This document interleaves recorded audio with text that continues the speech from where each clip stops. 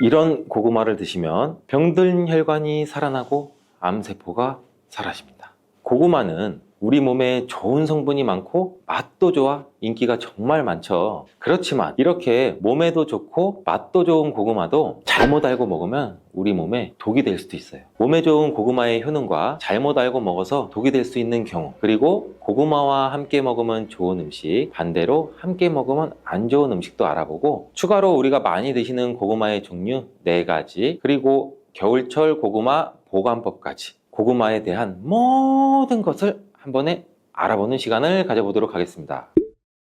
자, 먼저 고구마의 효능 5가지를 알아볼 건데요. 고구마의 첫 번째 효능은 항암 효과입니다. 이 고구마의 베타카로틴은 활성산소로 변형된 세포에 작용해서 이 성장과 전이를 차단함으로써 암세포가 형성되는 것을 억제하는 효능도 있는데요. 이는 일본 연구팀에서 조사한 결과에 따르면 82가지 채소 중 고구마가 발암 억제율 1위에 올랐다고 해요. 특히 고구마 이 껍질에는 암 예방에 좋은 식이섬유와 항산화 성분이 풍부하다고 알려져 있는데, 그래서 껍질까지 섭취하는 것이 좋다고 알려져 있죠. 이 연구에 따르면 고구마 껍질의 발암 억제율은 최대 98.7%. 와, 이렇게까지 높은 것으로 밝혀져 있어서 하루 1개의 고구마를 꼭 껍질째 먹으라고 추천을 합니다. 물론 깨끗하게 세척이 돼야겠죠. 또한 이 고구마에는 카로티노이드 종류인 베타카로틴이 다량 포함되어 있어서 폐암, 위암 등을 막아주고, 이 고구마에 들어있는 식이섬유는 대장암 예방도 도울 수 있다고 해요. 고구마의 두 번째 효능은 면역력 강화입니다. 이 고구마에 있는 성분인 베타카로틴이라는 성분은 우리 몸속에서 비타민 A로 전환이 되는데, 이 성분은 우리가 흔히 알고 있는 눈 건강에도 도움이 되고, 외부에서 침입한 바이러스와 세균으로부터 우리 몸을 보호하는 역할도 같이 해요. 그래서 항체 생성에도 도움을 주기 때문에 이 결과적으로 보면 우리 몸의 면역력도 향상되는 효과도 기대해 볼 수 있겠죠. 추가로 이 비타민 C가 풍부하기 때문에 피로회복과 신경 완화에도 도움을 줄 수가 있습니다. 자, 고구마의 세 번째 효능은 이 소화기능 향상입니다. 고구마에 들어있는 그 풍부한 섬유질과 마그네슘은 우리 소화기능을 향상을 시켜주는데, 이 장 속에 있는 유익균의 먹이가 되기 때문에 우리 몸의 장 건강에도 도움이 되고, 이 고구마를 잘랐을 때 나오는 하얀 진액, 여기에 그 얄라핀이라는 성분이 들어있거든요. 이 얄라핀이라는 성분은 우리 몸의 장 활동을 활발하게 해주고 또 대장암 예방에도 탁월하다고 알려져 있습니다. 또한 이 고구마는 100g당 86칼로리를 가지고 있어 갖고 열량 자체가 아주 낮은 편은 아니에요. 근데 혈당 지수가 낮기 때문에 살이 쉽게 찌지 않아서, 그래서 다이어트 음식으로도 굉장히 유명해지고 있죠. 또한 섬유질도 풍부해서 배변 활동을 도와줘서 우리 몸의 노폐물들을 제거해주고 흡착력이 뛰어나기 때문에 또 변비 개선 효과도 있어요. 또한 이런 고구마에는 저항성 녹말이란 게 풍부한데, 이 저항성 녹말은 우리 몸에 포만감을 줄 뿐만 아니라 소화도 느리게 해주고 지방 분해 효과도 있기 때문에 체중 감량 효과도 얻을 수 있고, 음식을 과식 안 하고 천천히 드시는데도 도움을 줄 수 있게 만들 수 있습니다. 고구마의 네 번째 효능은 노화 예방입니다. 이 고구마에는 비타민 C와 E, 베타카로틴 이런 좋은 성분들이 많이 함유되어 있어 노화를 유발하는 활성산소를 억제해주는 기능도 같이 갖고 있다고 해요. 근데 이 자색 고구마와 같은 보랏빛 색을 띠는 고구마는 또 안토시아닌이라는 강력한 항산화 물질도 포함하고 있는데, 이 안토시아닌은 우리 몸의 세포 손상도 막아주고 세포의 생성도 촉진을 해서 피부에 탄력이 생기도록 도와주기도 합니다. 고구마의 5번째 효능은 혈관을 튼튼하게 해주는 역할도 같이 하는데, 이 고구마에는 칼륨이 많아서 우리 몸에 있는 나트륨을 몸 바깥으로 계속 내보내주고 혈압이 정상적으로 유지되고 조절할 수 있게 또 도와주는 역할도 같이 하죠. 이로 인해서 고혈압과 같은 혈관 관련 질병의 예방도 같이 도와주는 기능도 가지고 있어요. 그리고 비타민 B 복합체 중에서 B5라고 불리는 이 판토텐산이라는 물질이 들어있는데, 이는 우리 몸에 코르티솔을 분비를 촉진을 시켜줘서 스트레스나 혈압 수치가 높아지는 것도 막아줄 수 있다고 해요. 이 부신피로 증후군 같이 만성피로 증후군에 도움이 되는 영양제에서도 특히나 다른 비타민들 중에서 B5라는 판토텐산 함량이 굉장히 많이 들어있는 것을 볼 수가 있는데, 이와 같이 보시면 이해하시기도 아마 쉬울 거예요. 이렇게 고구마는 이렇게 효능만 봐도 안 먹을 수 없는 정말 최고의 식품인데요. 이런 고구마도 경우에 따라서 몸에 좋을 수도 있고 독이 될 수도 있어요. 그래서 고구마 먹을 때 독이 되는 경우도 총 5가지 정도가 있는데, 어떤 경우인지 지금 바로 알아볼게요. 고구마가 독이 되는 경우, 첫 번째는 고구마에 검은 반점이 있는 고구마를 무심코 그냥 먹는 경우예요. 그냥 검은 반점이라고 해서 색깔이 그렇나 보다, 아니면 뭐 이렇게 옆에 눌렸나? 이렇게 생각하시는 분들도 많으실 거예요. 근데 고구마의 검은 반점은 대수롭지 않게 여기고 그냥 드시면 절대 안 돼요. 이 검은 반점은 고구마에 생긴 검은 무늬병이라는 건데, 고구마 검은 무늬병은 이 수확 과정에서 고구마가 상처가 생기잖아요. 이 상처가 생긴 곳에 균이 침입하게 돼서 생기는 병이에요. 수확 초기에는 잘 티가 나지 않아요. 근데 이 고구마를 저장하는 과정에서 이게 발병하게 되는데, 이 검은 반점들이 생기면서 그 반점들이 시간이 지날수록 전체적으로 퍼지게 돼요. 이 검은 반점에는 이포메아마론이라는 강력한 독소가 들어있어요. 이 독소가 생성이 되게 되고, 이 상체로 고구마를 그대로 섭취하게 되면 식욕 감퇴도 있을 수가 있고, 호흡곤란, 설사 등 다양한 부작용이 발생을 할 수가 있는데, 이 부분을 많이 드시면 정말 심한 경우는 폐와 간까지 괴사시킬 수도 있기 때문에 폐와 간에 관련된 질환을 보유하고 있는 환자분 같은 경우나 노약자, 어린이라면 특히 고구마를 섭취할 때 이러한 병에 감염된 고구마가 아닌지 꼭 확인해 주시는 게 좋습니다. 여기서 간혹 그 검게 변한 부분만 한 칼로 살짝 드러내서 먹으면 되지 않나요? 이렇게 말씀 주시는 분들도 있는데, 이 검게 변한 부분이 있다면 이미 어느 정도 전체의 그 균이 퍼진 상태고, 열을 가하거나 푹푹 삶고 쪄도 이게 잘 사라지지 않는다고 해요. 그래서 꼭 고구마를 그냥 통째로 아깝더라도 폐기해 주시는 게 우리 건강에 도움을 줄 수가 있습니다. 고구마가 독이 되는 경우 두 번째는 위장이 약한 분들이에요. 평소 고구마를 먹고 소화가 안 돼서 어우 더부룩해 이런 느낌이 들었거나 속 쓰려 이런 현상이 심해진 경험이 있다면, 위장이 약한 사람으로서는 고구마를 섭취하는 것이 별로 크게 도움이 되진 않아요. 고구마에 함유되어 있는 타닌이라는 성분이 있는데, 이 타닌과 아교질 성분은 우리 위벽을 자극하기도 하거든요. 그래서 위산 분비도 촉진을 시키기 때문에 각종 위장 장애를 유발할 수도 있어요. 이를 무시하면서 우리가 그냥 맛있다고 계속 먹는다면 다른 병을 치료하기 전에 위염이나 위궤양까지도 올 수가 있겠죠. 이러신 분들은 특히 조심해 주시길 바라겠습니다. 자, 고구마가 독이 되는 경우 세 번째는 당뇨가 있으신 분들입니다. 이 고구마는 당이 어느 정도 들어있는 식품이라서 당뇨 환자가 섭취할 경우 혈당이 급격하게 상승될 가능성을 가지고 있습니다. 이 당뇨 환자의 경우 혈당 조절을 하는 것이 쉽지 않죠. 그래서 약으로도 조절을 하고 주사로도 조절을 하는데, 이러한 과도한 당질 섭취 우려가 있는 고구마를 최대한 어느 정도 피하는 것이 좋기는 해요. 먹더라도 과량 드시지 말고 소량만 드시는 것을 추천하고, 주기적으로 혈당 관리도 체크도 잘 해보시는 게 좋겠습니다. 고구마를 먹는 방법에도 당 성분의 차이가 많이 나는데, 많이 먹는 방법으로 고구마를 쪄서 먹는 방법이 있고, 군고구마로 먹는 방법, 그리고 생으로 먹는 방법이 있는데요. 특히 군고구마의 경우 만들 때 열을 서서히 높여서 오래 익히기 때문에 이 고구마에 들어있는 전분이 당으로 바뀌는 시간이 충분해서 생고구마나 찐 고구마보다도 이 군고구마가 훨씬 당이 더 높아지게 된다고 해요. 이 고구마의 혈당 지수는 생 고구마의 경우 예를 들면 55 정도 나오고, 찐 고구마가 한 70.8 정도? 근데 군고구마는 90.9입니다. 이렇게 고구마가 당뇨에 좋다고 하는 분들도 계시는데, 생고구마가 당뇨나 당이 높으신 분들에게 추천드리는 이유를 아시겠죠? 이 생고구마에는 식이섬유가 풍부해서 섭취하게 되면 다당류인 전분이 단당류로 천천히 전환되기 때문에 급격한 혈당 상승을 막아줘요. 밤고구마, 호박고구마, 요새는 꿀고구마까지 정말 많이 드시는데요. 이렇게 고구마는 당 지수가 높아서 혈당을 급격히 올리기 때문에 당이 높거나 당뇨가 있으신 분들은 피하시는 게 좋고, 드신다면 생고구마를 조금씩 드시는 것도 추천을 드릴게요. 그렇다고 몸에 좋은 성분들이 이렇게 많은 고구마를 이런 분들은 먹으면 안 될까요? 이런 분들에게 꼭 맞는 혈당 문제를 해결해주는 고구마가 있어요.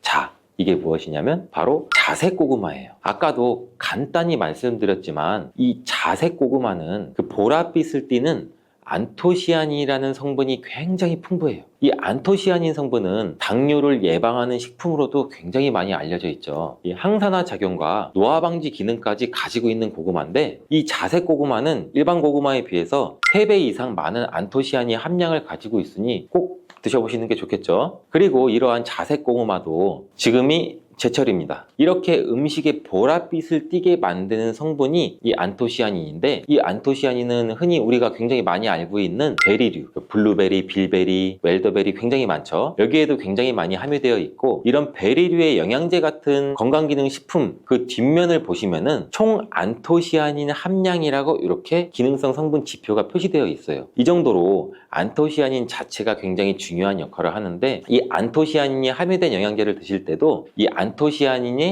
함량 비교를 잘 하셔서 좋은 원료사 영양제를 섭취를 하는 게 도움을 줄 수 있습니다. 고구마가 독이 되는 경우, 네 번째, 신장이 약한 분들입니다. 이 고구마는 한 개당 칼륨이 약 13% 정도 들어있을 정도로 굉장히 칼륨이 풍부한 음식인데, 이 칼륨은 우리 몸에 나트륨 수치를 조절해주고 신체의 수분 함량도 조절해주고 혈압도 개선하고 뇌졸중이나 심근경색, 혈관질환 발생으로 인한 사망률을 줄여주기도 해요. 하지만 이렇게 칼륨이 풍부한 고구마는 신장이 약하신 분들에게는 오히려 독이 될 수가 있는데, 이 신장 기능이 떨어져 있는 분들은 이 칼륨을 배출하는 게 원활하지가 못해요. 그래서 과하게 칼륨을 섭취하면 그대로 혈액에 쌓이면서 칼륨 농도가 높아져 이 고칼륨 혈증도 유발할 수가 있어요. 우리 몸에 칼륨이 과도하게 축적이 되면 부정맥이나 각종 심장질환, 혈관질환을 유발할 수도 있으므로 신장이 약하신 분들은 꼭 주의해서 드시길 권장드리겠습니다. 이렇게 칼륨은 콩팥에 부담을 주므로 신장 관련 질환이 있는 사람들은 먹을 때 조심도 해야 되고, 이 중에서는 이 고구마 안에 옥살산 성분이라는 게 들어있는데, 이 옥살산 성분도 과하게 먹을 시 요로 결석도 일으킬 수가 있어요. 그러니 꼭 주의하셔야겠죠. 자, 고구마가 독이 되는 경우 다섯 번째, 담배를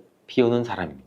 담배와 고구마가 무슨 상관이 있을까? 전혀 생각지도 못하신 분들 많으실 텐데, 이 고구마의 풍부한 베타카로틴 성분은 노화와 질병을 유발하는 활성산소도 제거해주고 염증 질환이나 암 예방 효과가 있으며 피부세포의 성장과 재생을 촉진하는 강력한 항산화 물질이라고 제가 말씀드린 적이 있죠. 하지만 오랫동안 흡연을 하신 분들한테는 이 베타카로틴 성분이 오히려 독으로 작용해서 폐암을 유발한다는 연구 결과도 있어요. 미국 국립보건원의 연구에 따르면 하루에 베타카로틴 섭취량이 20ml에서 30ml 정도 섭취하는 흡연자이신 분들은 베타카로틴을 복용하지 않는 흡연자에 비해서 폐암 발생 위험이 24%나 증가된 것으로 나타났어요. 근데 고구마에는 품종에 따라 차이가 있는데, 대체로 속이 노란 품종의 고구마일수록 이 베타카로틴의 함량이 높다고 해요. 이 베타카로틴은 우리 폐가 건강한 분들한테는 폐암 예방에 도움이 될 수 있지만, 반대로 흡연자의 경우 과량 섭취하면 오히려 폐암 위험률을 조금이나마 증가시킬 수 있으니 조금 조심하시는 게 좋겠죠. 그렇다고 흡연자분들은 고구마를 무조건 먹으면 안 돼요, 이런 말은 아니고요. 너무 자주 먹지만 않으면 폐암까지 가는 경우는 당연히 없을 거라고 생각해요. 하지만 이 고구마가 흡연자한테 안 좋은 영향을 줄 수 있다는 정보를 아셨으니 이제부터는 조금 조심해서 드시는 게 좋겠죠.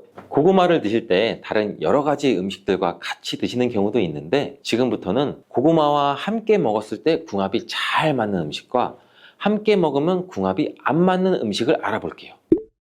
고구마와 함께 먹으면 좋은 음식 첫 번째는 동치미입니다. 고구마에 들어있는 전분이 감자나 옥수수에 들어있는 것보다 점도가 더 높다고 해요. 꼭꼭 씹어도 뭉치는 성질이 굉장히 강하다는 거죠. 따라서 몸 안에 들어가면 꽉 막히고 잘 안 내려가는 느낌을 받으시는 분들 굉장히 많을 거예요. 이런 고구마의 전분을 분산시키는 음식이 바로 동치미예요. 이 동치미 무 속에 들어있는 식이섬유가 고구마의 전분이 뭉치는 것을 막아주는 역할도 하는데, 특히 이 무에 있는 성분이 고구마가 장에서 발효되고 부패되는 것도 억제해주는 역할을 한다고 해요. 그러면 또 고구마와 함께 먹으면 좋은 음식 두 번째는 과연 뭘까요? 두 번째는 사과예요. 이 사과도 펩틴이라는 식이섬유가 들어있어서 고구마 전분이 소화되는 과정에서 뭉치는 것을 막아준다고 해요. 그러면 사과?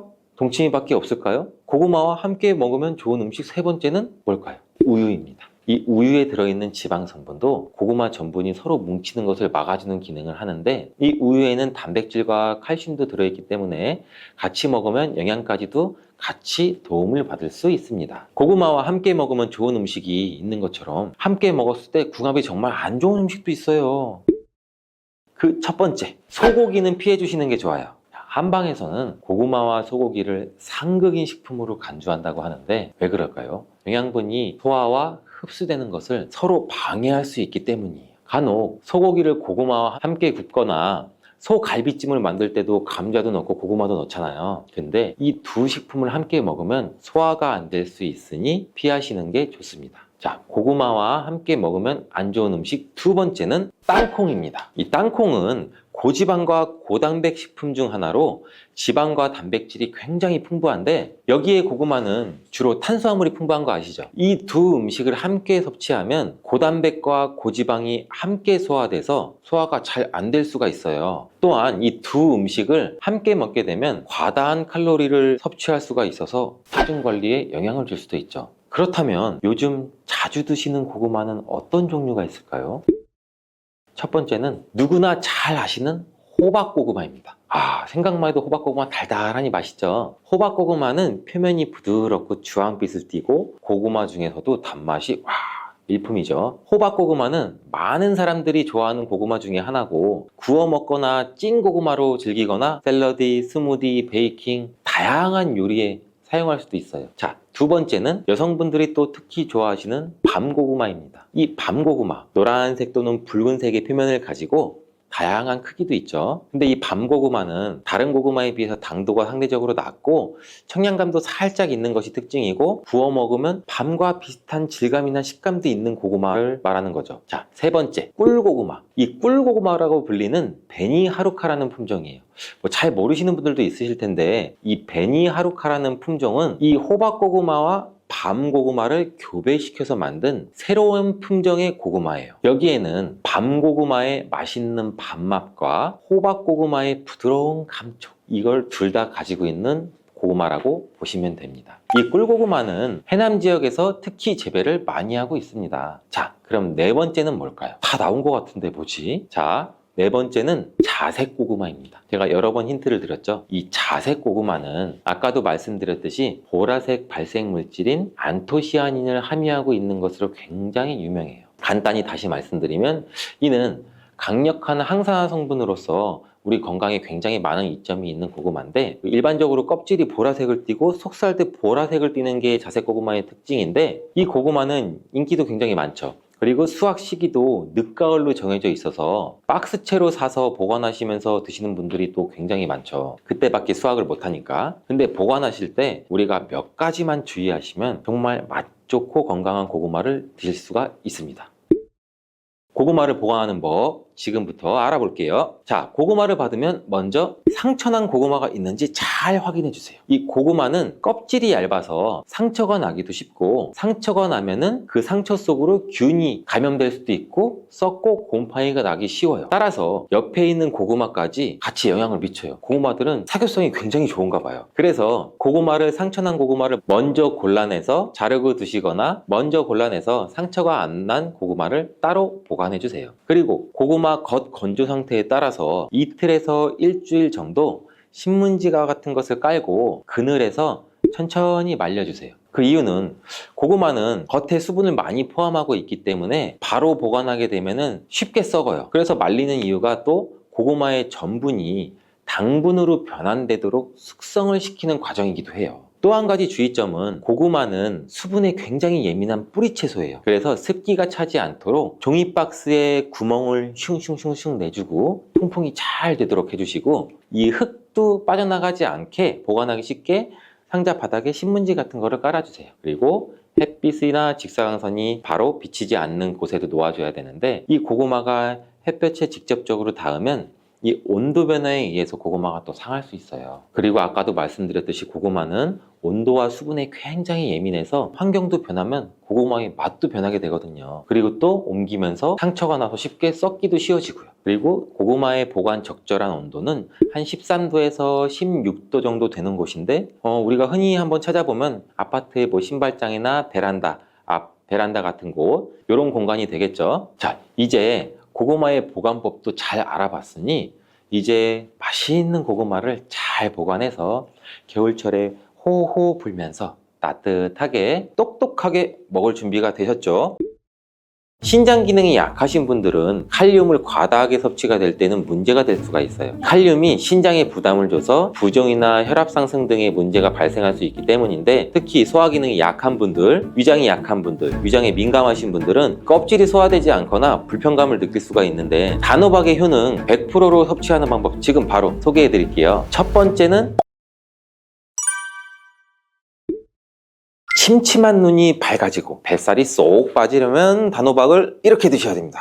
호박이 넝쿨째 굴러떨어졌다 라는 표현 굉장히 많이들 들어보셨죠? 큰 힘을 들이지 않으면서 우연하게 좋은 일이 생기거나 큰 성과를 거둘 때 이런 속담이 쓰이죠. 옛부터 단호박 자체는 그 자체로 맛있고 영양가가 풍부한 식품으로 굉장히 많은 사랑을 받아온 채소예요. 이 맛있는 단호박이 우리의 건강에 다양한 효능을 제공하는 사실도 여러분들도 많이 아실 거예요. 단호박의 효능, 그리고 단호박에 대한 건강한 삶을 사는 데 도움이 되는 정보들 우리 한번 같이 알아볼게요. 단호박은 맛도 좋고 건강에 굉장히 많은 효능을 가지고 있는 정말 훌륭한 식품이에요. 이런 단호박의 놀라운 효능 5가지를 제가 지금 바로 알려드릴게요. 첫 번째 효능은 심혈관 건강 개선이에요. 단호박에는 불포화 지방산과 식이섬유가 풍부하게 들어있는데, 이런 성분이 우리 콜레스테롤 수치도 조절해주고 혈액순환도 원활하게 도와줘요. 또 이 불포화 지방산은 체내에 축적된 나쁜 콜레스테롤도 감소시키고 혈관벽도 건강하게 유지하는 데에도 효과가 있어요. 칼륨은 또 혈압 조절에도 굉장히 효과적이죠. 나트륨의 작용도 중화시키고 혈압 상승도 도움을 주고. 그래서 이 칼륨이 풍부한 단호박은 고혈압 예방이나 관리에 굉장히 도움을 줄 수 있는 식품이기도 해요. 평소에 심혈관 질환이 걱정되거나 고혈압을 관리하고자 하는 분들한테는 단호박이 매우 좋은 식품인데, 단호박을 자주 섭취하게 되면 혈액순환도 개선되고 혈압이 안정적으로 되고 심장질환 예방에도 매우 효과적이기 때문에 이 심혈관 건강을 지키는 데는 굉장히 큰 도움이 돼요. 심혈관 건강 이제부터는 단호박으로 한번 예방해보세요. 단호박의 두 번째 효능은 다이어트에 효과가 좋다는 거예요. 단호박은 저칼로리 식품이고 다이어트를 할 때 섭취하면 굉장히 좋은 음식인데, 단호박이 가지고 있는 열량은 100g당 약 40에서 50칼로리 정도밖에 안 되는데, 보통 다이어트 하실 때 고구마 많이들 드시잖아요. 고구마가 갖고 있는 열량은 100g당 약 85에서 110칼로리라고 해요. 단호박의 칼로리는 고구마의 반도 안 돼요. 그래서 단호박은 다이어트 할 때 칼로리 걱정 없이 먹을 수 있는 식품 중에 하나인데, 거기다가 이 식이섬유도 풍부해서 포만감도 오래 유지시켜줘요. 이러한 특징 때문에 간식 대신 단호박을 드시면 과식도 방지할 수 있고 우리 체중 조절에도 효과적이에요. 또한 단호박의 식이섬유는 소화가 잘 되지 않아서 장에서 천천히 흡수가 되기 때문에 혈당 조절에도 굉장히 유익한데, 급격한 혈당 상승도 막아주고 다이어트 중에서도 혈당이 급격히 떨어지지 않게 도와줘요. 또 다이어트 중에 발생할 수 있는 변비까지 예방해 줄 수가 있기 때문에 체중 감량을 도울 뿐 아니라 우리 장 건강도 함께 챙길 수가 있겠죠. 다이어트 중이라면 단호박 간식이나 식사 대용으로도 한번 활용해 보세요. 맛도 좋고 영양도 풍부한 최고의 다이어트 식품이에요. 단호박의 세 번째 효능은 바로 눈 건강에 도움이 된다는 점이에요. 단호박은 당근과 마찬가지로 비타민 A와 베타카로틴이 굉장히 풍부하게 들어있는데, 두 성분은 우리 눈의 건강을 지키는데 굉장히 중요한 역할을 해요. 비타민 A는 눈의 망막을 건강하게 유지하는 데 도움을 주고 시력 저하도 예방하는 데 굉장히 효과적이에요. 특히 야맹증 예방에도 도움을 줄 수가 있고, 이 베타카로틴은 강력한 항산화 작용도 같이 해서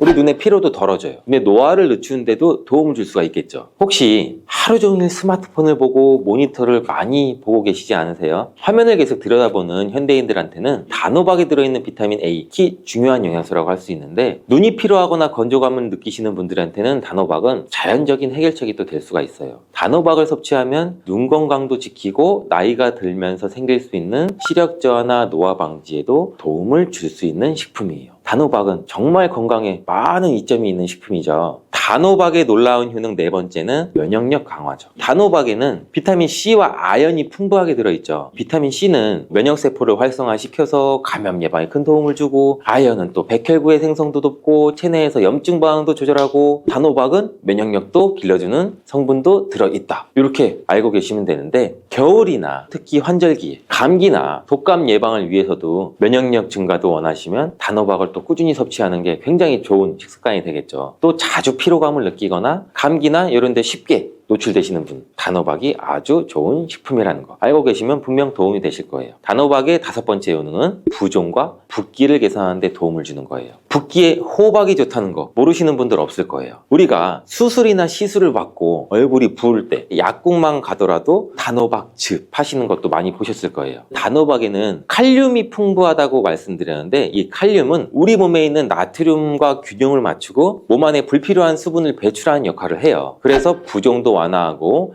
몸의 붓기도 개선하는 데 굉장히 효과적인데, 특히 평소에 손이나 발이나 얼굴 등이 자주 부으시는 분들한테는 단호박을 섭취하면 체내 나트륨 농도도 조절해줘서 불필요한 수분이 빠져나가면서 붓기가 자연스럽게 완화가 될 수 있어요. 이렇게 효능이 많은 단호박을 어떻게 섭취하느냐에 따라 그 효과가 달라질 수 있다는 사실 이제는 알고 계시죠? 섭취 방법에 따라 효능의 50%만 섭취하게 될 수도 있고 100%로도 바뀔 수가 있어요. 단호박의 효능 100%로 섭취하는 방법 지금 바로 소개해 드릴게요.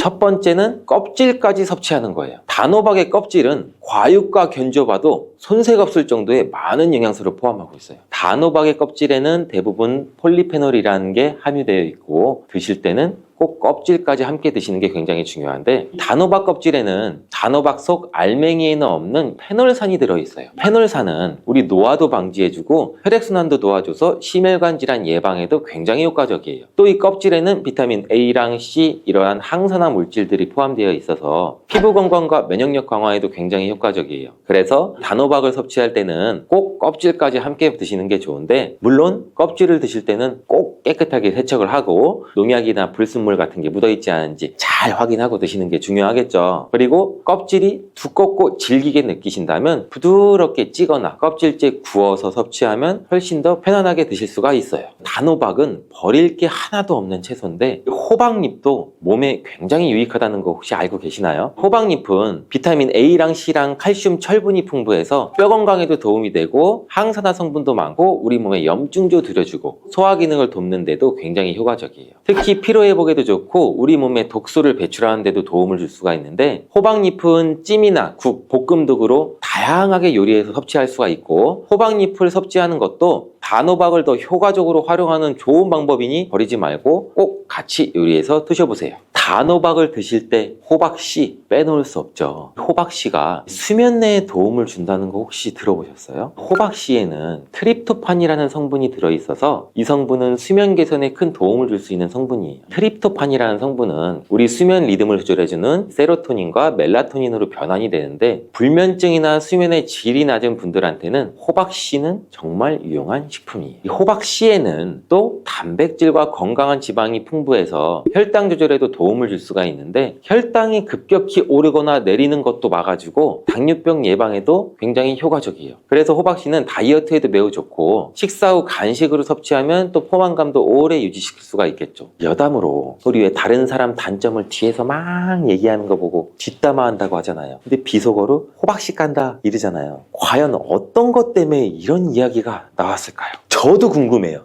혹시 아시는 분들 댓글 한번 달아주세요. 이렇게 단호박은 아주 건강에 좋은 식품인데 섭취할 때도 당연히 주의사항이 있어요. 건강을 지키기 위해서 몇 가지 단호박 섭취 시 유의사항을 알려드릴게요.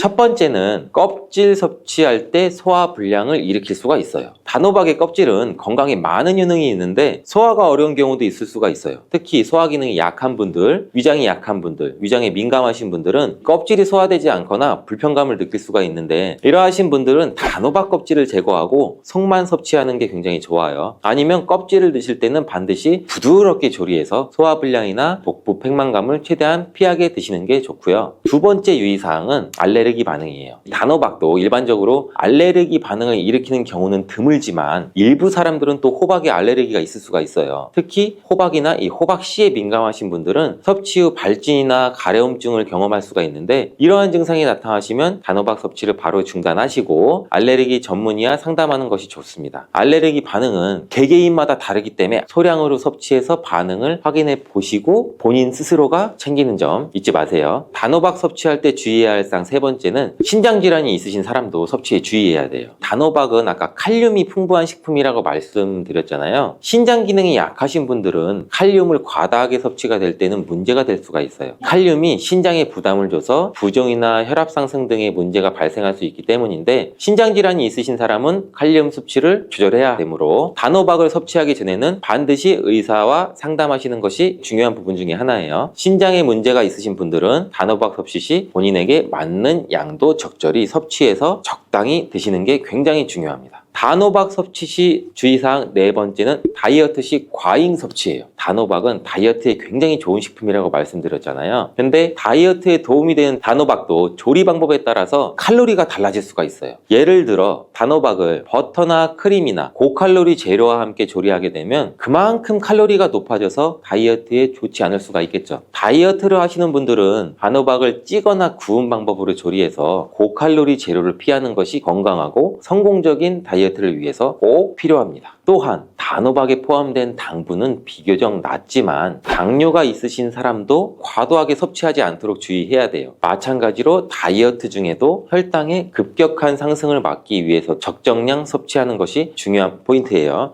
달콤하고 향긋한 맛 때문에 손이 자꾸만 가는 포도에 대해 얼마나 알고 계신가요? 이 어릴 적 시골 마당에서 할머니가 설탕 묻힌 포도를 냉수에 띄어내 주시면 이 한 알 한 알 입에서 톡 하고 터지던 시원한 단맛이 좋았는데, 그런데 예전엔 껍질이나 씨는 거들떠보지도 않고 후딱 뱉어버리곤 했죠. 이제 와서 알게 됐는데 그때마다 이 건강의 보고를 버리고 있었던 셈이었죠. 알맹이만 먹으면 손해라는 말이 왜 나오는지 포도의 속살부터 껍질, 씨, 송이, 가지까지 남김없이 활용해 혈관이나 뇌나 눈, 피부를 챙기는 방법을 상세하게 한번 알려드릴게요. 먼저 포도에 들어있는 영양 성분을 조금 세밀하게 한번 짚어볼게요. 많은 분이 포도는 당이 많아 살이 찌지 않을까라고 걱정하시는데 당 성분은 맞아요. 포도알 100g에 평균 1617g 정도의 당이 들어있어요. 하지만 여기에는 이 혈당을 급하게 올리는 설탕, 자당이 거의 없고 우리 몸세포가 바로 에너지로 쓰는 이 포도당과 과당이 균형 있게 섞여 있어요. 더 고마운 점은 이 당분들이 폴리페놀이나 안토시아닌 같은 이 항산화 성분이랑 한 몸으로 묶여 있어서 혈당이 치솟는 속도를 자연스럽게 늦춰줄 수 있다는 사실이에요. 대표적으로는 이 레스페라트롤이라는 성분을 들 수 있는데, 이 물질은 1939년 프랑스 과학자가 처음으로 분리해냈어요. 그 뒤로 프렌치 패러독스 연구에서 핵심 열쇠로 떠올랐고, 지금은 혈관 내 미세 염증을 가라앉히고 콜레스테롤이 들러붙지 못하게 막아준다는 사실이 여러 논문이나 실험으로 확인됐죠. 가벼운 연구로 하나 소개해드릴게요. 2019년 하버드 의대팀이 60에서 75세 남녀 52명을 이 두 그룹으로 나눴고 하루 레스페라트롤 200ml를 약 6개월 동안 섭취하게 하자 대조군보다 혈관 내피 기능 지표가 약 18%나 개선이 됐다고 발표를 했어요. 내피 기능이 좋아졌다는 것은 혈액이 미끄러지듯 흘러 고혈압이나 동맥경화가 생기기 어려워졌다는 뜻이니 반가운 소식이 아닐 수 없죠. 또 하나 꼭 짚고 넘어가야 될 성분이 프로안토시아닌이에요. 이것은 포도 씨 속에 든 미세한 이 떫은 맛의 물질인데 비타민C의 20배가 넘는 항산화력을 지녔죠. 프랑스 파리 약학연구소에서 발표한 자료에 따르면 이 성분은 피부 진피층의 콜라겐을 보호해주고 잔주름과 기미를 늦추고 자외선으로 인한 DNA 손상을 약 30% 이상 줄여줬다고 해요. 그래서 해외에선 이 포도씨 추출물이 고급 화장품이나 관절, 정맥 영양제로도 널리 쓰이죠. 그러면 이 포도씨만 따로 사 먹으면 되지 않냐고 물으실 수도 있는데, 자연 상태 그대로 껍질씨를 집어삼키면 섬유질이 위장, 대장을 자극해서 배변도 수월해지고 무엇보다 흡수율이 더 안정적이라서 굳이 별도로 가공식품을 드실 필요가 없다고도 해요. 경제적으로도 이득이 되겠죠. 이쯤에서 껍질이나 씨를 씹으면 이가 시큰하고 소화가 안 될 것 같다며 걱정하시는 분도 계신데, 실제로 치아가 약한 분이나 틀니를 사용하시는 분께는 부담스러운 부분이 맞아요. 그래서 두 가지 묘책을 준비했죠. 하나는 온수담금이고 다른 하나는 율무 두유 믹서 스무디예요. 첫 번째 온수담금법은 말 그대로 아주 간단해요. 잘 익은 포도를 흐르는 물에 씻어서 물기를 털고 50도 정도의 온수에 10분간 담아 놓았다가 드시는 거예요. 뜨끈한 물이 껍질 세포벽을 부드럽게 풀어주기 때문에 씹을 때 톡톡 잘게 부서지고 씨 역시 단단함이 살짝 줄어서 이가 편안해져요. 두 번째 스무디법은 믹서기에 포도 1컵, 약 15알 정도, 삶은 율무 3큰술, 무가당 두유 200ml, 꿀 반스푼 정도 넣고 30초 정도 돌려주시면 돼요. 율무는 속을 따뜻하게 하고 위장을 보호하고, 두유의 식물성 단백질은 포도 당분이 혈당으로 확 쏟아져 나오지 않도록 부드럽게 붙잡아주죠. 아침에 한 잔 마시면 든든한 식사 대용으로도 손색이 없어요. 포도의 의학적 효능을 조금 더 세밀하게 한번 나열해보면 혈관 내피 보호 작용, 뇌 신경 염증 완화, 산화, 황반이나 망막세포 산화를 억제하고 간세포 재생도 촉진시키고 인터루킨6 같은 이 염증성 물질 사이토카인을 감소시키고 장내 유익균도 증가시키고 향균작용, 관절 연골 파괴 효소 억제 등 10손가락으로도 모자라요. 특히 장 건강 부분은 놓치기 쉬운데 포도 껍질에 든 탄닌 팩틴이 장 점막 위에 얇은 보호막을 형성해서 유해균 증식을 막고 변비와 노인성 설사를 함께 완화할 수가 있죠. 실제로 2022년 이 한국식품연구원 박사팀이 65세 이상 여성 40명을 대상으로 포도 껍질 추출물 300ml를 12주 섭취케 한 결과 유익균 비율이 약 23% 상승하고 대장 염증 지표는 눈에 띄게 줄었다고 발표했으니 이 또한 참고하시는 것도 좋겠죠. 이렇게 좋은 포도도 부작용은 있겠죠. 당뇨나 지방간, 비만 경향이 있으신 분이나 잦은 속쓰림, 역류성 식도염이나 위염 증상을 알고 계신 분이라면 섭취량을 제한하시는 게 좋아요. 권장량은 하루 100g 정도, 즉 한 10알에서 15알 정도가 적당하고 그 이상 드시고 싶다면 반드시 식이섬유나 단백질이 함께 든 음식, 예를 들어 아몬드 한 줌, 저지방 치즈 한 조각과 곁들여서 혈당 상승 폭을 낮춰주세요. 그리고 항응고제, 와파린이나 클로피도그레 계열의 복용 중이라면 포도의 레스베라트롤이 혈액을 묽게 만드는 작용을 더할 수가 있거든요. 하루에 2-3알 정도는 괜찮지만 큰 송이를 한 번에 드시기 전에는 담당 의사 선생님과 상담 후에 드시는 게 좋겠죠. 또 신장 기능이 떨어져서 칼륨 제한을 받는 환자도 유의해야 돼요. 포도 100g에는 칼륨이 약 190mg 정도라 많은 편은 아니지만 껍질이나 씨, 가지차까지 드시면 칼륨 총량이 늘 수는 있거든요. 여기서 흔히 놓치는 독특한 상호작용을 하나 더 알려드릴게요. 철분이 풍부한 육류 또는 보충제와 포도를 같은 끼니에 드시면 포도 속에 있는 탄닌이 철분을 붙잡아 흡수를 25% 이상 떨어뜨린다는 보고가 있어요. 반대로 철분 과다혈증이 있는 분께는 유익할 수 있지만 노년기에 흔한 빈혈성 어지럼증을 개선하려고 간이나 시금치, 깻잎을 일부러 드시는 분이라면 포도는 식사 1시간 뒤 디저트로 미루시는 게 좋겠죠. 이제 포도를 더욱 맛있고 건강하게 즐길 구체적인 레시피나 조금 생소하지만 실생활에 바로 써먹을 만한 조리법을 소개해드릴게요. 첫 번째는 포도 피클이에요. 김장떡 대신 500ml 유리병 하나면 충분해요. 냄비에 식초 약 반컵, 물 반컵, 스테비아 가루 한 작은술, 천일염 한 작은술, 월계수잎 한 장, 통후추 6알 정도 넣고 팔팔 끓였다가 식혀주세요. 여기에 깨끗이 씻어 물기 뺀 포도, 얇게 썬 레몬 2조각을 층층이 담고 식힌 피클물을 붓죠. 냉장고에서 하루 숙성하면 끝이에요. 샐러드에 곁들이면 소화도 편하고 고기 요리와도 궁합이 좋아서 기름진 맛을 잡아주죠. 둘째는 포도 발효 식초죠. 유리병에 포도 500g을 껍질, 시체, 으깨 넣고 현미식초 500ml, 설탕 100g만 넣어서 골고루 저어요. 면포로 이끌을 덮어서 상온 그늘에서 3주 정도 숙성한 다음에 걸러낸 액을 다시 병에 담아 3개월 정도 숙성하면 새콤달콤한 수제 식초가 완성되죠. 이 식초 한 숟갈을 따뜻한 물 200ml에 타서 아침 공복에 드시면 장내 유해균도 억제되고 혈당 조절에도 도움이 되죠. 자, 세 번째, 포도 가지 환이에요. 이건 조금 번거롭지만 효과는 좋아요. 말려둔 포도송이 가지를 믹서에 곱게 갈아 체에 내린 뒤에 꿀을 살짝 넣어서 반죽해서 콩알만한 환을 빚어서 그늘에서 더 말려줘요. 하루에 2알 정도 따뜻한 물과 함께 삼키면 혈관 정화와 노화 방지에도 도움이 되는 홈메이드 영양제가 될 수가 있어요. 단 꿀 알러지가 있으신 분이나 혈당 관리가 필요한 분들은 조금 삼가하시는 게 좋겠죠. 포도와 찰떡궁의 음식도 지나칠 수가 없겠죠. 사과, 호두, 저지방 요거트 외에 특히 추천드리고 싶은 것이 브로콜리와 포도의 조합이에요. 브로콜리 속에 있는 설포라판이라는 성분은 간 해독 효소를 활성화하고 포도 속의 레스베라트롤과 함께 섭취할 때 이미 생성된 유해 활성산소를 제거하는 능력이 30% 가까이 상승한다고 해요. 간단하게 브로콜리를 데쳐서 올리브유나 레몬즙, 소금으로만 무친 뒤 반으로 썬 씨포도를 듬뿍 얹어 드시면 상큼하고 고소하고 달콤한 이 세 가지 맛이 오묘하게 어울리죠. 또한 시금치, 케일 같은 녹색잎 채소와 갈아 만든 그린 스무디에 포도 한 줌 넣으면 철분 흡수 방해를 줄이고 비타민 C랑 폴리페놀이 상호 흡수율을 높여주는 장점이 있죠. 반면 피해야 할 조합으로는 맥주, 소주 등 이 알코올이에요. 레드 와인은 포도잖아 하시고 반문하시는 분도 계시겠지만 알코올 자체가 간에서 레스베라트롤 대사를 방해하고 술이 가진 발암 위험이 오히려 건강 이득을 상쇄할 수가 있어요. 간혹 와인 한 잔이 심장병을 막는다는 얘기도 있지만 이는 어디까지나 1일 약 100ml 정도 미만의 적포도주를 식사와 함께 소량 곁들일 때고 혈압약, 당뇨약, 수면제와 상호작용을 일으킬 가능성이 있으니까 약을 드시는 어르신이라면 알코올 대신 껍질이나 씨, 가지차로 충분히 대체하길 권장드려요. 마트에서 실속 있게 포도를 고르는 법도 한번 정리해 드릴게요. 첫 번째는 이 송이 부분, 꼭지가 선명한 연두색이고 물러있지 않을 것. 두 번째는 포도알 하나하나가 탱탱하게 부풀어 있고 껍질 표면에 흰 과분이 고루 남아있는 것. 세 번째는 송이 전체 색이 균일하고 지나치게 큰 알과 작은 알이 섞여 있는 거 아닌 것. 네 번째는 알을 살짝 흔들어 봐서 쉽게 떨어지지 않는 것. 이렇게 네 가지만 기억하시면 실패할 일이 거의 없어요. 장을 봐오신 뒤엔 키친타올에 싸서 지퍼백이나 밀폐용기에 세로로 세워서 냉장 보관하세요. 통풍이 잘 되는 야채칸이 적합하고 껍질이 얇은 샤인머스켓은 4일에서 5일, 두꺼운 캠벨이나 거봉은 일주일쯤 신선하게 시원함이 유지돼요. 혹시 급히 산 양이 많아서 걱정이 된다면 알맹이를 씻어서 물기를 닦아 지퍼백에 겹겹이 퍼뜨려서 냉동했다가 꺼내 드시면 반쫀득한 아이스 스낵으로도 변신하죠. 냉동포도는 살얼음처럼 샤베 식감이 나서 무더운 여름 입맛 살리기엔 최고죠. 이렇게 포도에 대해 좋은 정보를 듣고 좋다니까 많이 먹어야지 라면서 한꺼번에 양을 늘리시는 경우가 많아요. 그러나 포도는 수분과 과당이 풍부해서 위장기관이 약한 분한테는 더부룩함이나 트름이나 설사를 일으킬 수가 있어요. 익숙하지 않은 포도씨나 껍질, 차 등을 드실 때는 하루 한두 알 정도 혹은 컵 3분의 1 정도로 시작해서 일주일 정도 속을 살펴서 서서히 늘리세요. 특히 만성 신장질환이나 통풍, 당뇨가 있으신 분은 담당 의료진과 상의해서 안전한 섭취, 한계를 확인해 주시고 모든 건강기능식품이 그렇듯 간판이 아니라 균형이 핵심이에요. 불포화 지방이 풍부한 고등어나 들기름, 단백질이 넉넉한 두부, 달걀, 뼈 건강을 챙기는 현미나 보리 같은 곡류를 고루 드시면서 포도를 디저트나 간식, 차, 식초 형태로 다양하게 곁들이면 일상 속에서 자연스럽게 항산화 방패를 장착하실 수가 있죠.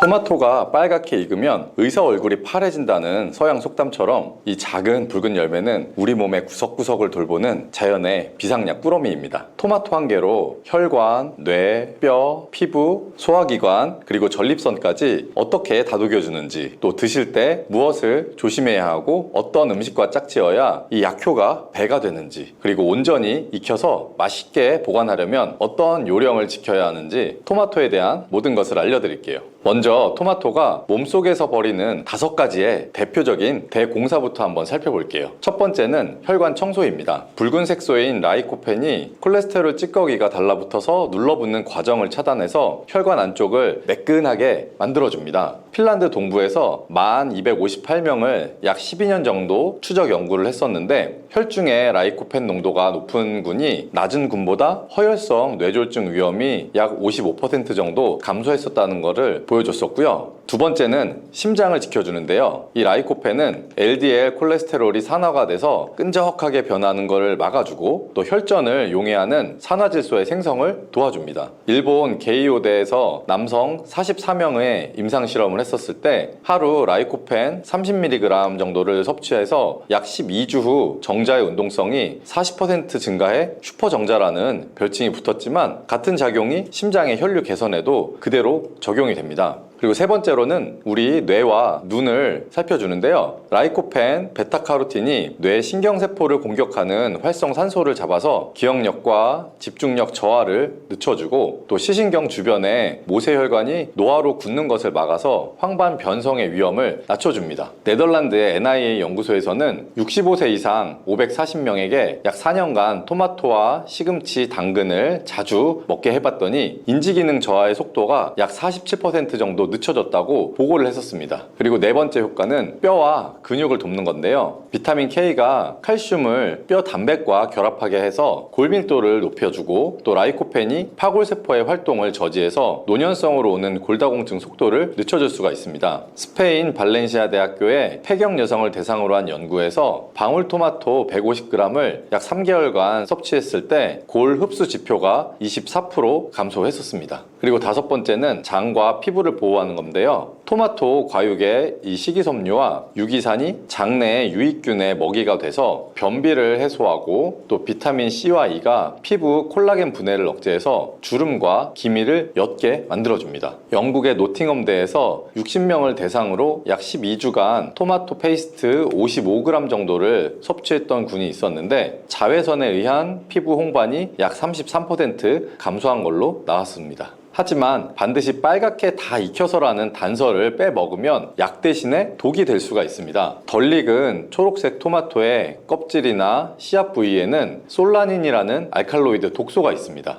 이 솔라닌은 우리의 위장관의 신경을 자극해서 메스꺼움이나 복통 또 현기증을 일으킬 수가 있고 고용량에서는 심박이 불규칙을 유발할 수가 있습니다. 토마토를 완숙 단계로 우리가 후숙을 시키면 이 솔라닌 함량이 약 10분의 1 이하로 떨어지니까 꼭지 근처에 녹색 띠가 혹시 남아있다면 신문지에 싼 다음 실온에서 2일 이상 두고 드시면 좋습니다. 그리고 후숙 시에는 이 종이봉투 안에 사과 조각을 넣으면 사과에서 내뿜는 에틸렌 가스 덕분에 더 빨리 빨리 익힐 수가 있습니다. 그리고 토마토와 상극인 음식 5가지도 기억해 두시면 좋은데요. 첫 번째는 삶은 감자와 고구마입니다. 여기에 전분이 라이코펜과 결합해서 흡수율이 약 20% 이상 줄어들 수가 있고, 또 이 전분의 소화로 가스가 많이 생기다 보면 배의 더부룩함이 심해질 수가 있습니다. 두 번째는 설탕인데요. 비타민 B군을 대사 과정에서 대량 소모하기 때문에 피로 회복과 면역력을 깎아먹는 효과를 발생할 수가 있습니다. 그리고 세 번째는 생오이와 양배추입니다. 아스코르비나아제나 미로시나아제가 비타민 C를 산화를 시키기 때문에 항산화력이 줄어들 수가 있습니다.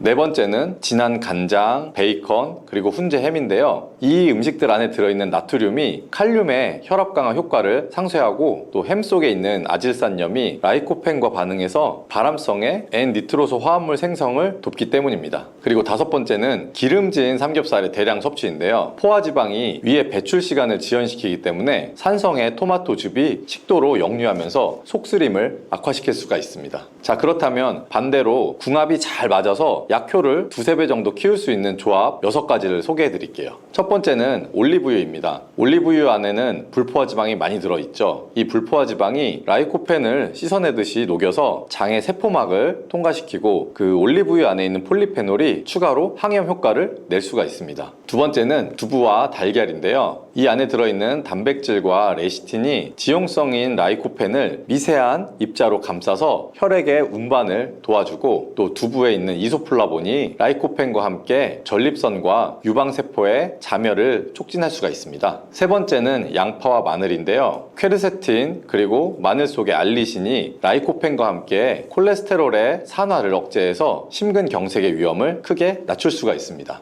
네 번째는 시금치와 브로콜리입니다. 이 안에 들어있는 루테인, 또 지아잔틴, 그리고 설포라판이 라이코펜과 함께 모세혈관, 또 망막의 산화 손상을 막아서 노년성의 실명을 예방할 수가 있습니다. 다섯 번째는 호두, 아몬드 잣인데요. 오메가3 그리고 비타민 E가 라이코펜의 재활용 경로를 활성화해서 항산화 회전을 반복시킬 수가 있습니다. 그리고 여섯 번째는 저지방 요거트입니다. 요거트 안에 들어있는 유산균이 토마토 섬유를 발효해서 단수의 지방산을 만들고, 이 지방산이 장벽의 면역력을 높여줄 수가 있고요. 또 토마토 섭취 후에 발생할 수 있는 가스나 설사를 줄여줄 수가 있습니다. 그러면 토마토의 영양을 최고로 끌어올리는 조리법을 말씀드릴게요. 약 100도씨 이하의 약불에서 7에서 10분 정도 가열을 하고, 여기에 기름 1큰술을 넣는 공식입니다. 대표적인 조리법 3가지를 바로 알려드릴게요. 첫 번째는 토마토 달걀 볶음입니다. 중간 크기의 토마토 2개를 약 1.5cm 정도 큐브로 썰어서 여기에 올리브유 1큰술, 다진 양파 약 4분의 1개, 그리고 소금 2꼬집 정도를 넣고 약불에서 5분 정도 볶다가 풀어둔 달걀 2알을 넣어서 약 2분간 저어주면 됩니다. 이렇게 드시면 아침 한 접시에 단백질 약 15g, 라이코펜 18mg, 또 비타민C 25mg이 들어있어서 혈관과 뇌 그리고 위장을 위한 조식으로 아주 손색이 없습니다.